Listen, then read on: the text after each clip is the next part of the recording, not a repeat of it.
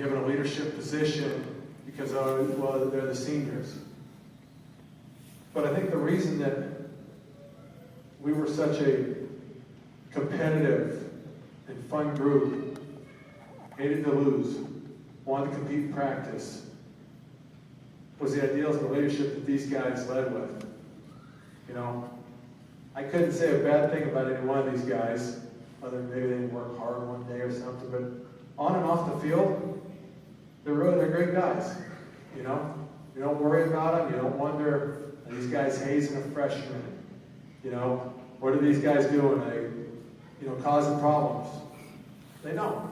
They're great leaders and they lead by example. So at this time, we want to go ahead and recognize those guys. We'll call them up here. We've got their certificates, got a senior gift for them. And each of our coaches will take a few minutes to talk about the players. We split them up among the coaches, spend a little bit more time with them. So at this point, I'm going to turn the mic over to Coach A. Mallon. I have the honor and pleasure to talk about this particular player. It's Jose Alaguna. And what is so great about it is this. Football is a really tough sport where you practice all week long and you get to the end of that week and you play it on Friday night. You go out and you'll play and you'll experience success and you go in and with Jose, he was a great kid that he would have started on a lot of teams in the state. I mean, he would have been a player that started on a lot of teams. We were a quarterfinal team, and so he didn't necessarily start, but the thing that made it so great is, I mean, he brought it on scout team. You know, playing scout team, your job is to service the first team and to give the look of what the defense is going to run that week. And a lot of times we'll say, okay, we need a scout team, and you'll turn around and kids are standing in the back because they don't want to play that role. That was never an issue with Jose. Jose was always the first guy that was out there. There were times in practice where Jose was unblockable, and it didn't matter if it was the first practice of the year or the last practice of the year. That guy brought it with everything that he had. And to me, I have so much respect for that type of player. That it's not about the accolades and getting the name in the paper. It's just being the best that he can and making his team better. And it's for kids like that I coach. I'm proud to be his coach, and it's an honor to be his coach for as hard as he worked out this year. Jose Alaguna.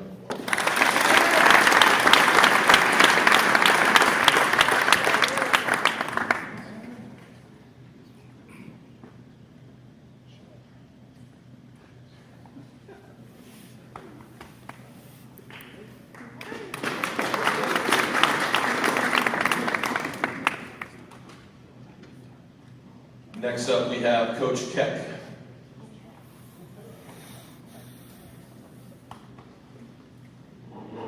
All right. Well, I have. You want me to? Okay. All right. I've got Alex back. Alex, come on up. We're going to do a little different.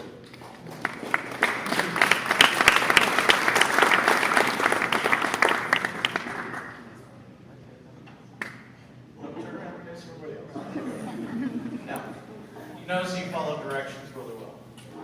I've coached Alex since his freshman year, and he has followed directions very well since then. He has done everything possible to get on the field. Freshman year, always just, Coach, what do I need to do? Coach, what do I need to do? Nag it. Squeaky wheel gets the grease, right? Okay. Well, he'd find his way onto the field, get some time and everything. Sophomore year, going up to JV, same thing. Squeak wheel, Coach Pinder, down to deal with him on the JV, giving him a bad time, running the ball, playing defense, working hard. What do I need to do to get better? What do I need to do to get better? Junior year comes along, he finds himself a spot on the varsity. Not on offense, not on defense, but snapping, special teams. And he I don't know if you watch the games or not, but when special teams comes, usually people go get popcorn or what have you. His snaps, fantastic. Okay, fantastic. That's a hard job. Okay, but he wasn't happy with just being on the field as a snapper. He wanted to get on the field and play. So we moved out to wide receiver on offense, and safety on defense, kept working hard, and then finally, all of a sudden, he couldn't help but be noticed. And he got put into more roles. And he was a significant player on the defensive side of the ball. So, kept working having heart on the field, wanting to get on the field, and just wanting to get better. And it paid off, not just for him, but for his teammates as well. So, Alex Banquet.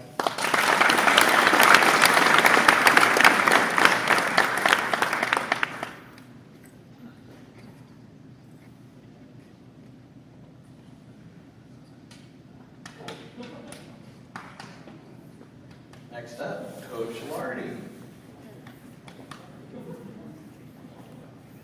I have Nick Beeler. Is Nick here? I talked to Nick in class today about what he wanted me to say. I talked to him in class and he wanted me to make sure that I emphasized in being a student athlete. What I do have to say about Nick is Nick came out a little bit late this senior year. I don't think he was positive whether he wanted to play or not. And he did come out. Nick's a really fast, tough kid that we've had in the program, but we didn't quite find a spot for him until this year. And this year, with kind of our three-man front, we ended up playing him at nose guard. And Nick really, really helped us out. It was great that he came out. I think he was glad that he came out by the end. I know that as defensive coaches, we were, because he did a really good job. His speed and strength, his tenacity at that nose position definitely helped us out. So I will make sure in class give this to Nick.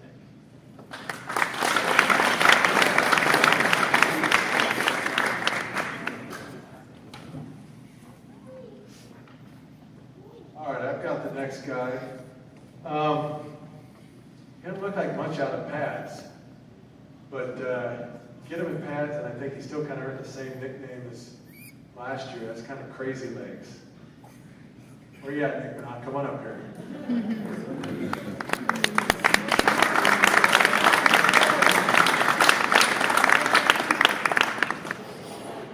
This guy, I think one of the toughest kids that I've coached, because I know over the last couple of years, he's dealt with some different nagging injuries. He's had a foot injury, an ankle injury, head injury, and he keeps fighting through it. Obviously, when he had a head injury, I had to make sure that he was okay coming back. I asked her how she was going to be sure. But he made it back. And this year, I know he dealt with a foot injury, but if you watch him play, you never think he's injured. He plays with passion. Some of the best highlights there, I still got that one in my head, running down the left side, take that little juke inside, and I think that guy still broke his ankles, and off the sideline you went. It wasn't the same play that you fumbled in one, was it? That one's going to eat at him forever. But I know he's glad that Levi, as a buddy, was there to recover it for him. So, no. Nick's a heck of a player. He's a great athlete. You know, he's been to state for track. But for us, he comes out, never really says anything. One of the hardest workers in practice. Extremely smart. One of the reasons that I think we can do so much of what we do on offense, or make some checks, the quarterback can check things, is having a player like Nick out there. And he takes his schoolwork serious. When I showed up earlier tonight, we're trying to set up, and Nick's over here doing homework.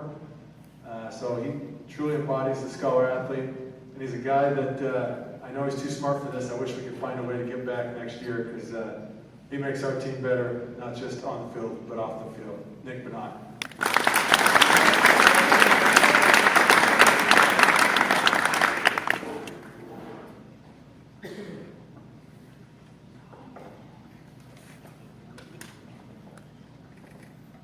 Well, the next one is, and it isn't easy to talk about. Always have a special place in my heart for linemen. I was a lineman myself, played line. I have a special heart for those guys that work hard in the weight room, work hard in the off season, do everything that you ask them to do.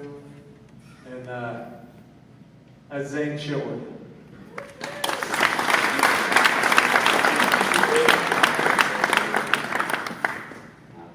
This is Zane's third year on the varsity team. He started for us as a sophomore, got his introduction, getting beat up by Ocampo every day. And you knew he was going to be all right because he fought back. He never backed down. You know, he got in there, he had a heck of a motor, always competing in the weight room, pushing himself. You know, he's that guy that had been there since a sophomore and was able to pass on to the rest of our linemen what it meant to work hard, to be a lineman, to make a difference. You know, to take glory in what the backs, the quarterbacks, and everybody else does. You know, because the only time you really ever get noticed as a lineman is something goes wrong. You know, and I know what that's like. It didn't matter to Zane. He was just going to go out there and play line. He wanted to be the best lineman he could. Unfortunately, this year got off on the wrong foot. He got injured, bled ACL.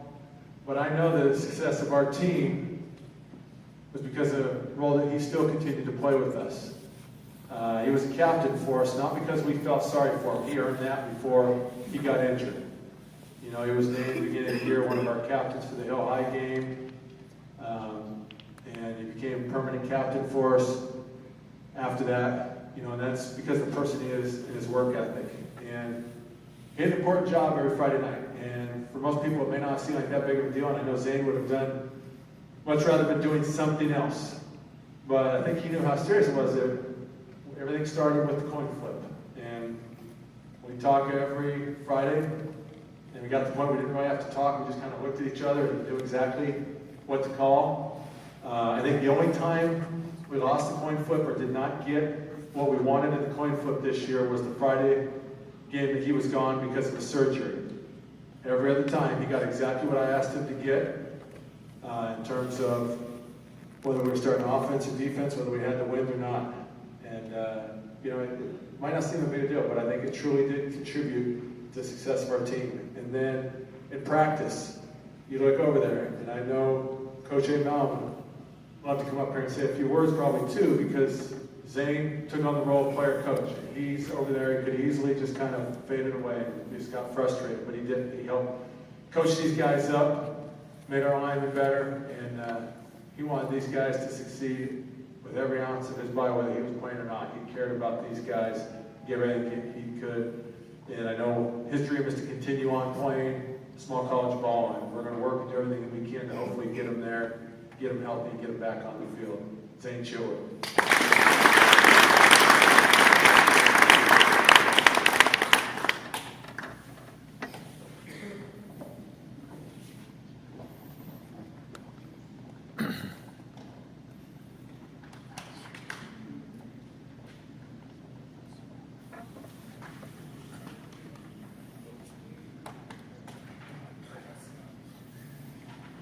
Good evening, everyone. Why are you guys laughing? I know you're expecting me to do something, right? Okay, well, I'm going to disappoint you. I'm not going to do a whole lot. Me.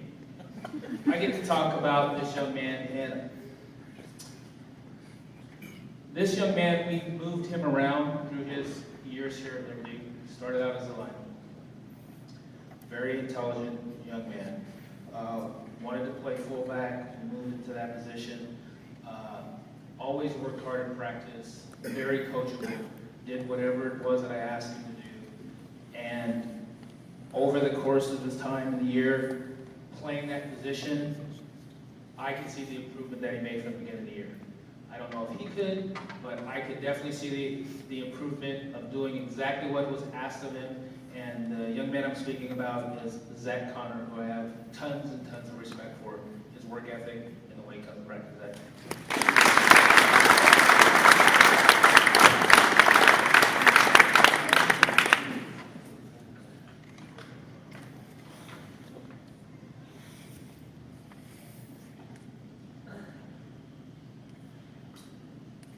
Amen.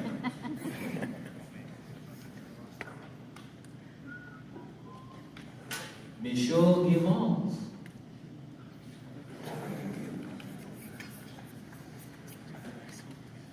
Okay, I have a young man who's not here tonight, wanted to be here tonight, but he's got other responsibilities. and that sums him up pretty well. I have Eddie Gonzalez. He was a role player for us on the defense. And, that sometimes, you're in high school and you want to do more and more and more and more.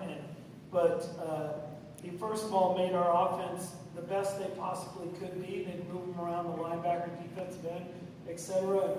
He was always a guy who was flying around 100 miles an hour, helping us out, being the best that we could on offense.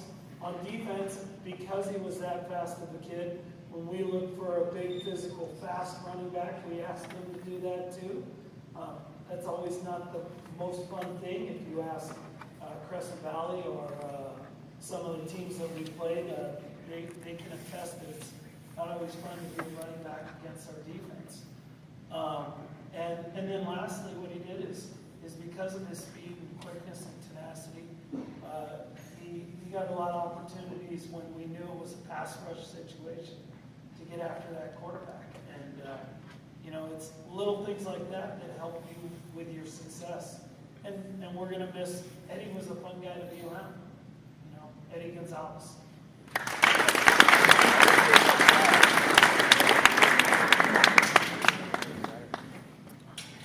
All right, this next player was a 3-year starter on defense for us.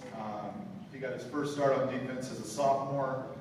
We were playing a really good team that had a really good passing offense, and Coach Gibbons decided to plug him in there and include him in the game plan, and he ended up having 3 interceptions, didn't have 1 pass completed against him, and just had an unbelievable game. Kind of from that point on, he became one of those players that made us defensive coaches look really good. And he finished this year with 9 interceptions, just has a real nose for the ball, not only made a ton of plays on offense, or on defense, but on offense too. Just a lot of great qualities that make him special. He's a great leader, he's a great teammate, great work ethic. I think he's actually an okay student too. But just a very special player, and one that I'm truly going to miss coaching, and that's Byron Greenlee.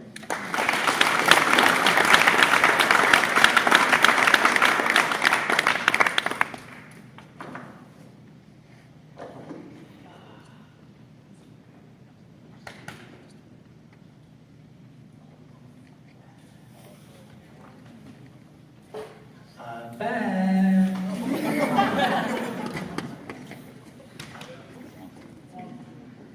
Well, this individual is going to get a lot of time to stand up and get nervous. So, Austin Mason, when you come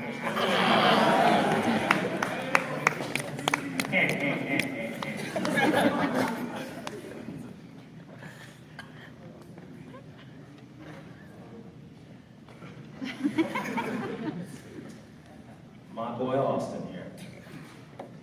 What I like about Austin is the fact that he comes to practice every day ready to work. He works hard, has a lot of fun, can tend to be a little bit out there at times, but his teammates love him. I've grown to love him over the years. Austin has pretty much played anywhere we've asked him to. Offensively, defensively, we moved around. Found a place for him really this year, I think, at fullback. He grew to like that position. Really enjoyed playing it, I think. At least I enjoyed watching him play. And I'm going to miss him, as I am the rest of the seniors, but I really enjoyed my time coaching him. That's you, Austin Mason.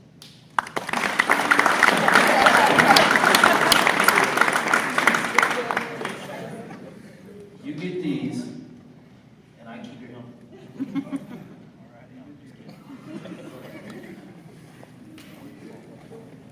Go, Jack.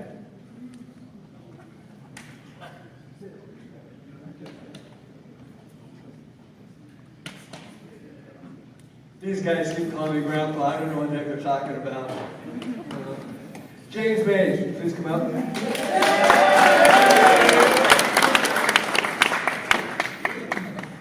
James is new to the area of the school, and I don't know if you've ever gone through that as a person, but as a senior, that's one of the hardest things that you can do, is to move into a completely different area, not knowing a soul, and then come out for an athletic team and really not know that much about the athletic team that you're going to play with. Not just the guys, but the game itself. It would be like if I decided to go to India and play cricket. Heaven help me, I have no clue. They were driving the wrong side of the road over there compared to what we do. But my analogy is still the same. That's what this young man had to put up with and go through.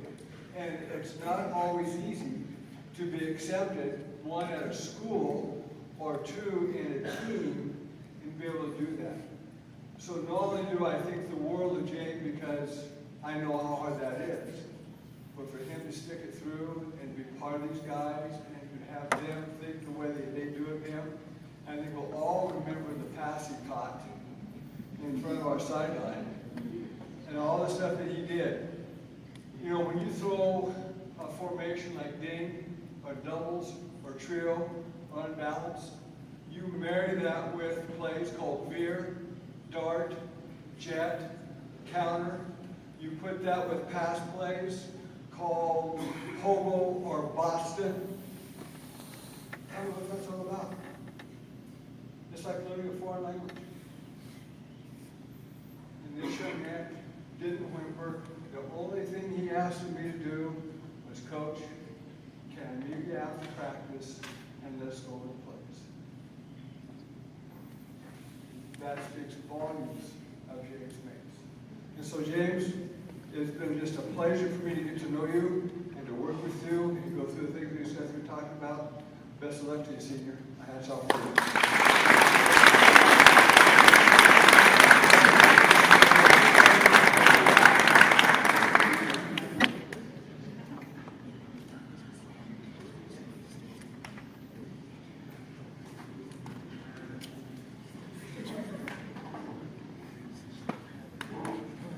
Levi pose.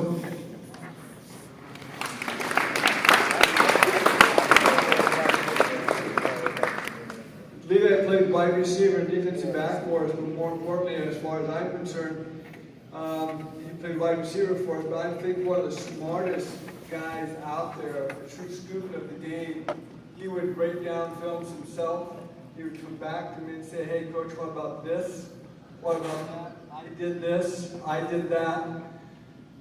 That takes extra time in today's day and age for a student athlete to do that. That's really, really rare. But it also shows you the degree of how good he wanted to be, as well as how much he wanted his teammates to be good.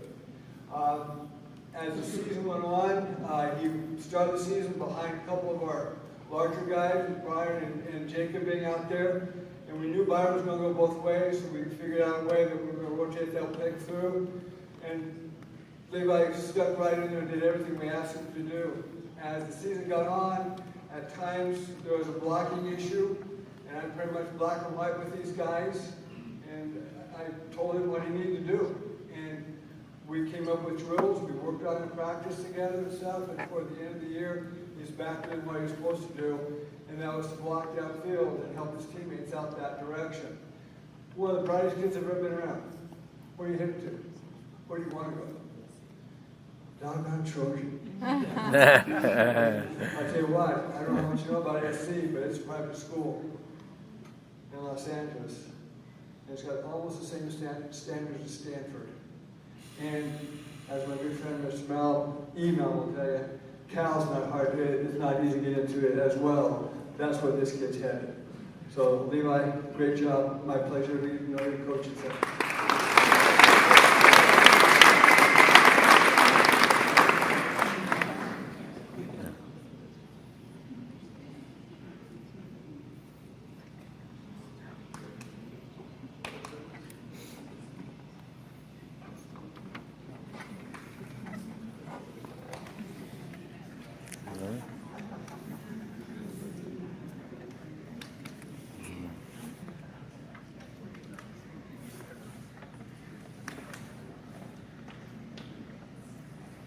Okay, this next player is actually my son's favorite player. It is is partially because he got to spend 5 to 6 hours of hearing over and over again because he has a nickname. He's, hey Panda, who's working at Panda Express? For a plane ride for 6 hours. Angel, come on up.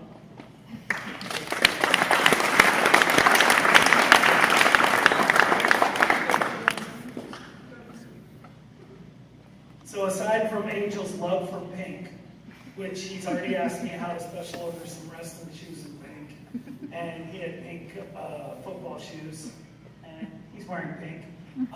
He was a very physically daunting football player for us and played on both sides of the ball. But the one thing that I really love is Angel's passion. And this will probably go way over any of the younger kids'